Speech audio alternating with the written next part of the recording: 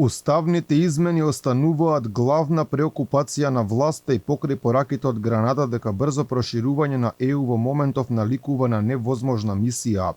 Премиерот Димитар Ковачевски би седнал на маса со лидерот на опозицијата Христијан Мицкоски, но само ако се разговарало за уставните измени.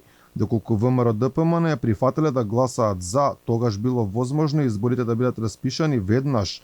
Обратното сценарио значи дека владата е подготвена да троши двојно повеќе пари за два изборни циклуси во само 2 месеци, порача Ковачевски. Се знаат роковите.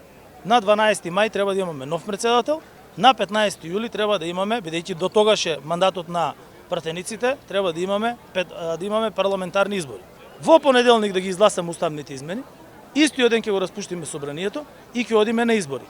Или доколку сакаат, тогаш може да ги отвориме уставните измени, да влезат во владата на паритетна основа, односно 50% од министерствата. Крајно неодговорно е власта да не сака да седне на лидерска средба со опозицијата на неколку месеци пред претседателските и парламентарни избори, смета Мицкоски.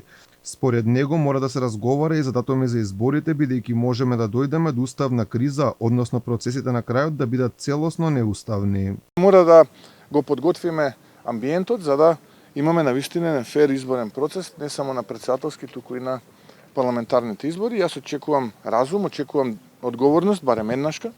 Јас стојам на располагање и ние како ВМРО ДПМН и коалиција стоиме на располагање за една таква средба. Еве, ако веќе ги споменуваат институциите, мислам дека една од тие институции кои што навистина директно инволвирана во овој процес е законодавниот дом, парламентот, еве нека биде ако треба и Талат Џафери домаќин. Инаку она што е дополнителен проблем за Македонија е самитот во Гранада, кој вчера заврши без било каква одлука, без постигнат значителен напредок на главните теми, меѓу кои она најинтересната за нас, проширувањето на ЕУ, за кој дел од земјите членки во прв ред Холандија се против брзо проширување на Унијата.